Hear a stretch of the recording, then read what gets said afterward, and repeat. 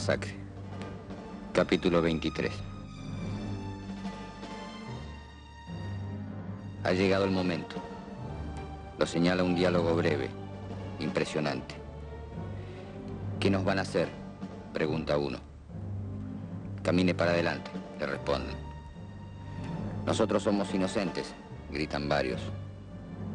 No tengan miedo, les contestan. No les vamos a hacer nada. Los vigilantes los arrean hacia el basural como a un rebaño aterrorizado. La camioneta se detiene, alumbrándolos con los faros. Los prisioneros parecen flotar en un lago vivísimo de luz. Rodríguez Moreno baja, pistola en mano. A partir de ese instante el relato se fragmenta. Estalla en 12 o 13 nódulos de pánico. Disparemos, Carranza, dice Gavino. Yo creo que nos matan. Carranza sabe que es cierto, pero una remotísima esperanza de estar equivocado lo mantiene caminando. Quedémonos, murmura. Si disparamos nos tiran seguro.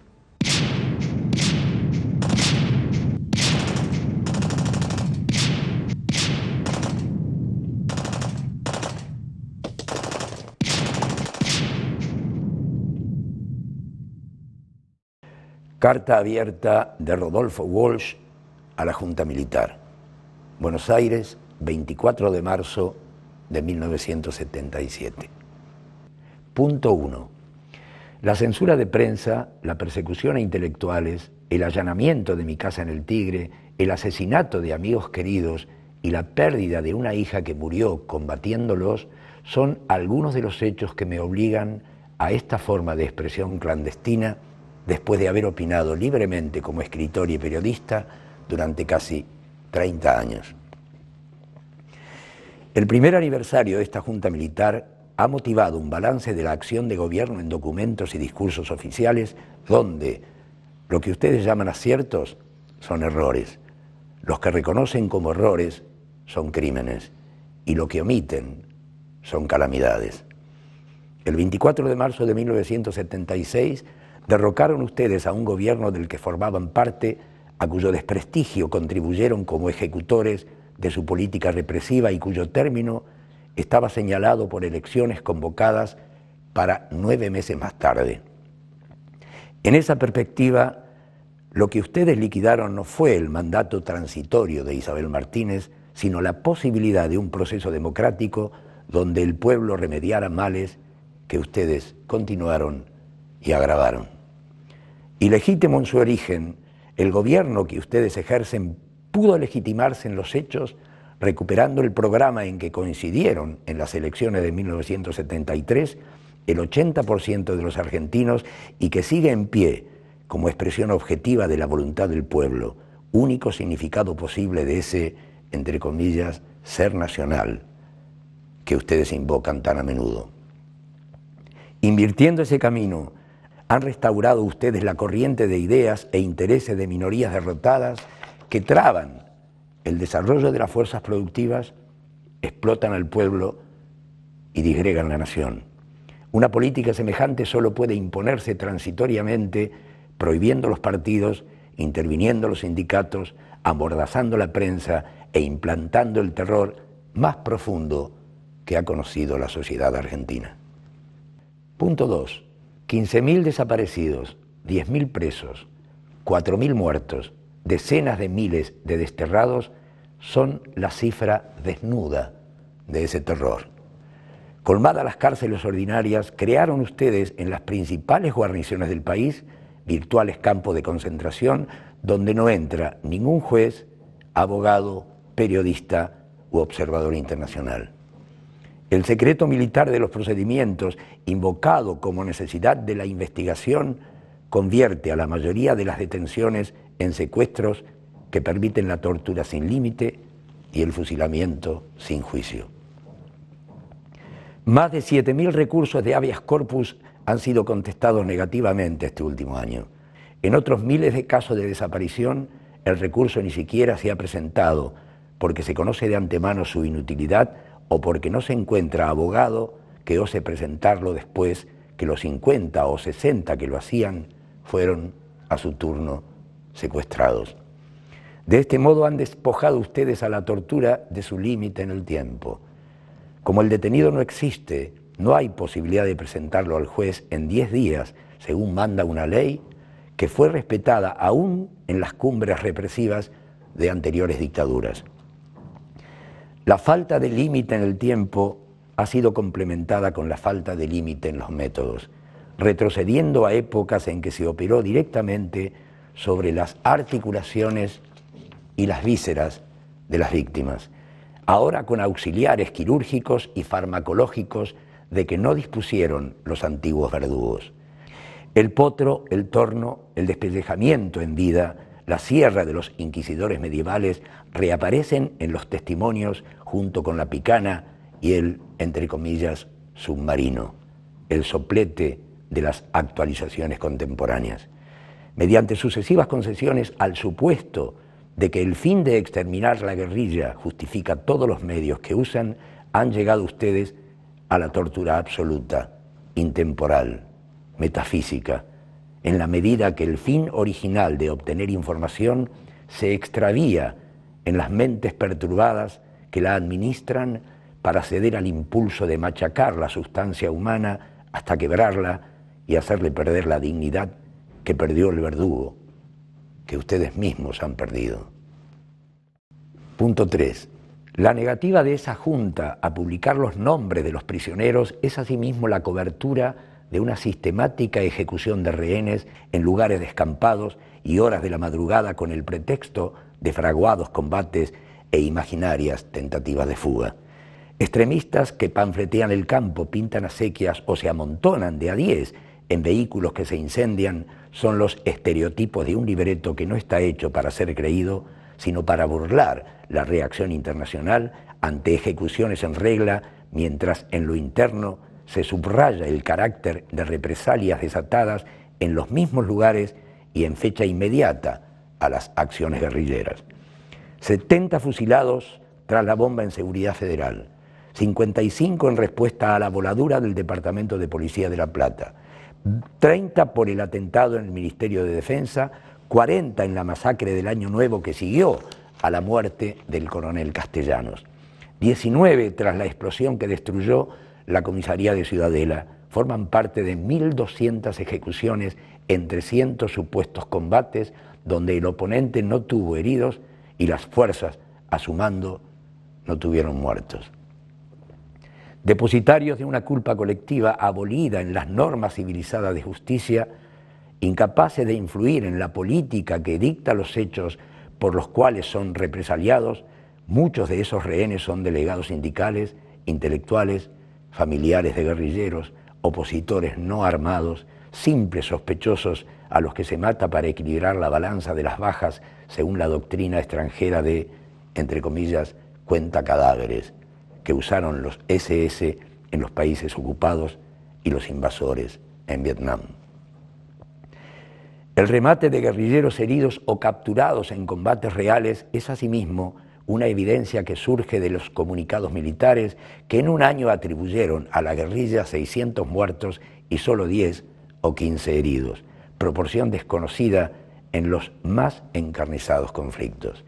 Esta impresión es confirmada por un muestreo periodístico de circulación clandestina que revela que entre el 18 de diciembre de 1976 y el 3 de febrero de 1977, en 40 acciones reales, las fuerzas legales tuvieron 23 muertos y 40 heridos y la guerrilla 63 muertos.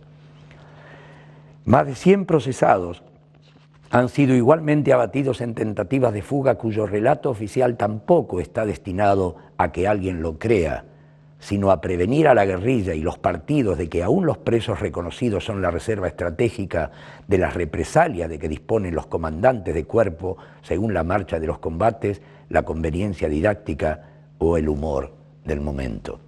Así ha ganado sus laureles el general Benjamín Menéndez, jefe del Tercer Cuerpo de Ejército, antes del 24 de marzo con el asesinato de Marcos Osatinsky, detenido en Córdoba.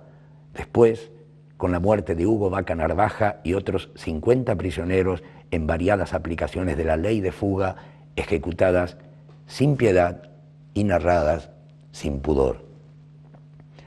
El asesinato de Dardo Cabo, detenido en abril de 1975, fusilado el 6 de enero de 1977 con otros 7 prisioneros en jurisdicción del primer cuerpo de ejército que manda el general Suárez Mason. Revela que estos episodios no son desbordes de algunos centuriones alucinados, sino la política misma que ustedes planifican en sus estados mayores, discuten en sus reuniones de gabinete, imponen como comandantes en jefe de las 3 fuerzas armadas y aprueban como miembros de la Junta de Gobierno. Punto 4. Entre 1.500 y 3.000 personas han sido masacradas en secreto después que ustedes prohibieron informar sobre hallazgos de cadáveres que en algunos casos han trascendido, sin embargo, por afectar a otros países por su magnitud genocidia o por el espanto provocado entre sus propias fuerzas. 25 cuerpos mutilados afloraron entre marzo y octubre de 1976 en las costas uruguayas. Pequeña parte quizás del cargamento de torturados hasta la muerte en la Escuela de Mecánica de la Armada, fondeados en el Río de la Plata por buques de esa fuerza, incluyendo el chico de 15 años, Floreal Avellaneda, atado de pies y manos, con lastimaduras en la región anal y fracturas visibles, según su autopsia.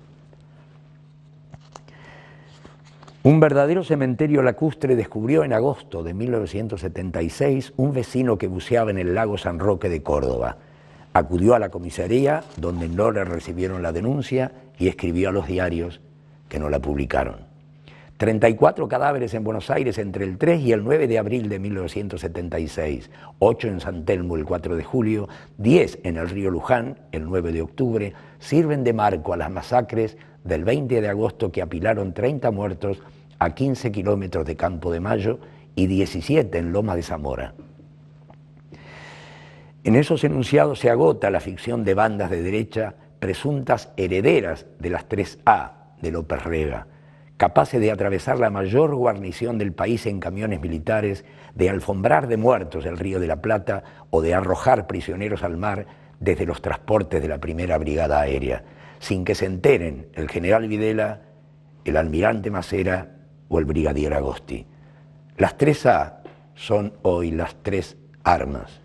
Y la Junta que ustedes presiden no es el fiel de la balanza entre violencias de distintos signos, ni el árbitro justo entre 2 terrorismos, sino la fuente misma del terror que ha perdido el rumbo y solo puede balbucear el discurso de la muerte.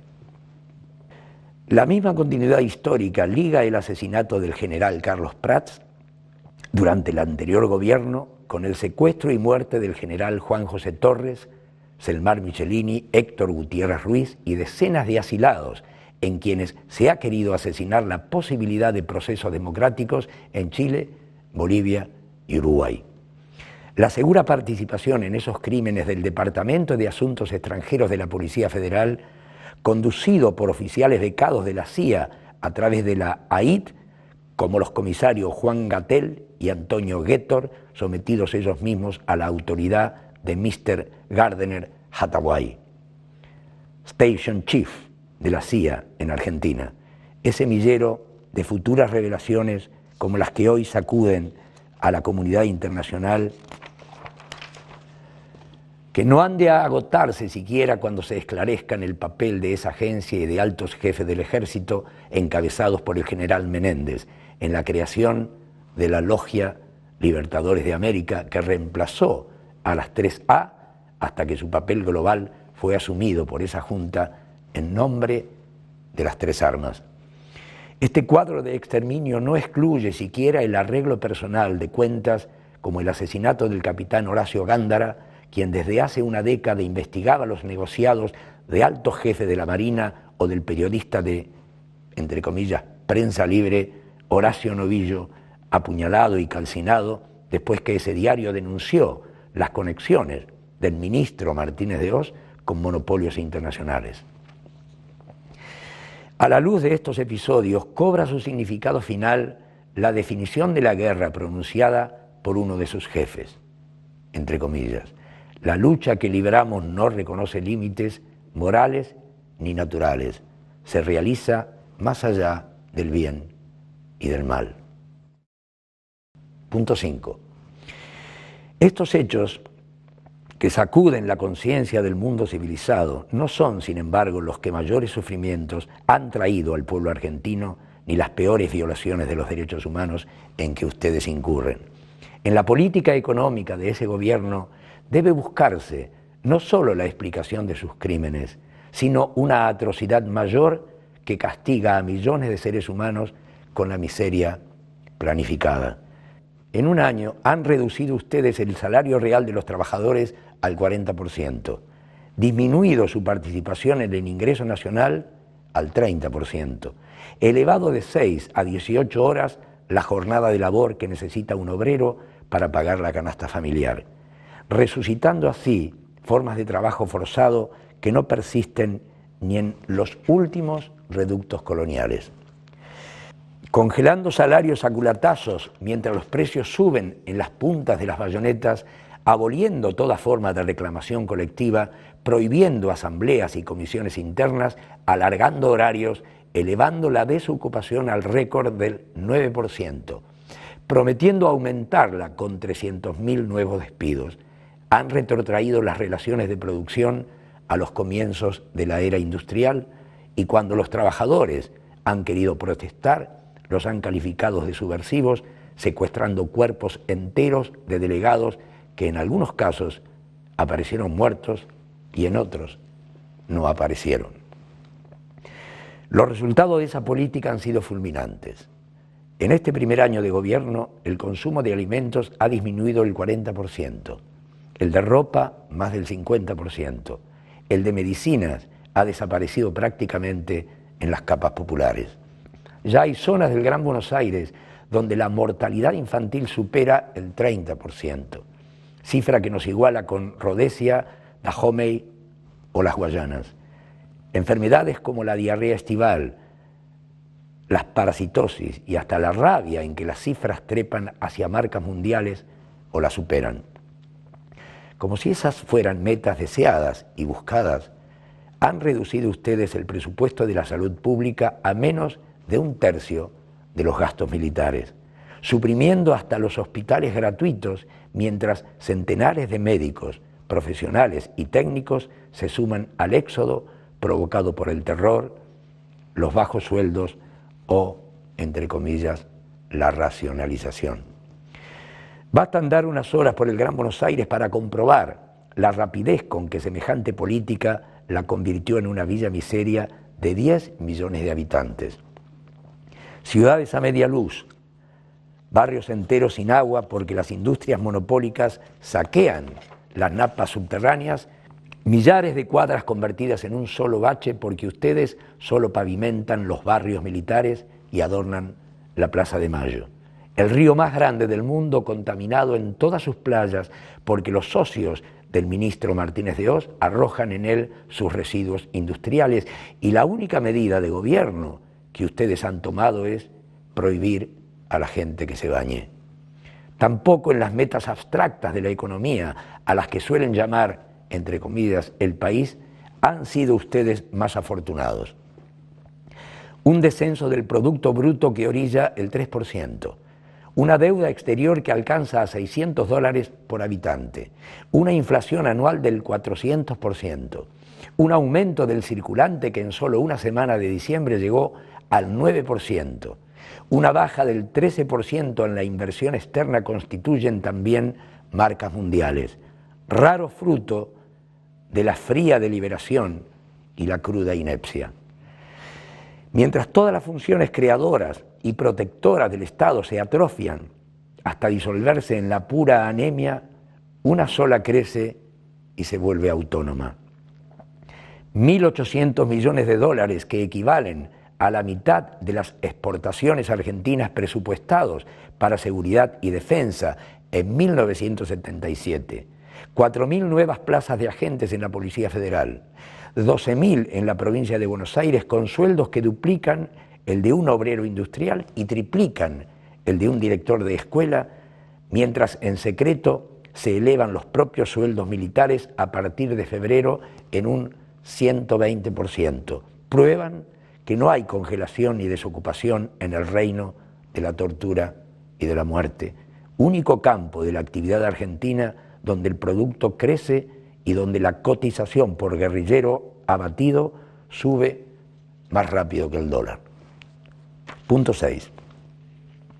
Dictada por el Fondo Monetario Internacional, según una receta que se aplica indistintamente al Zaire o a Chile, a Uruguay o Indonesia, la política económica de esa junta solo reconoce como beneficiarios a la vieja oligarquía ganadera, la nueva oligarquía especuladora y un grupo selecto de monopolios internacionales encabezados por la ITT, la ESO, las automotrices, la US Steel, la Siemens, al que están ligados personalmente el ministro Martínez de Oz y todos los miembros de su gabinete. Un aumento del 722% en los precios de la producción animal en 1976 define la magnitud de la restauración oligárquica emprendida por Martínez de Oz en consonancia con el credo de la sociedad rural expuesto por su presidente Celedonio Pereda.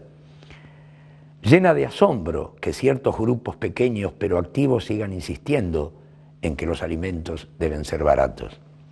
El espectáculo de una bolsa de comercio donde en una semana ha sido posible para algunos ganar sin trabajar el 100 y el 200%, donde hay empresas que de la noche a la mañana duplicaron su capital sin producir más que antes.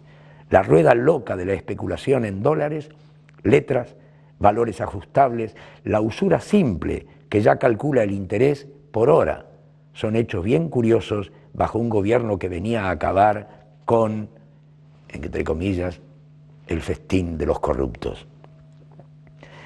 Desnacionalizando bancos se ponen el ahorro y el crédito nacional en manos de la banca extranjera. Indemnizando a la ITT y a la Siemens se premia a empresas que estafaron al Estado. Devolviendo las bocas de expendio se aumentan las ganancias de la Shell y la ESO.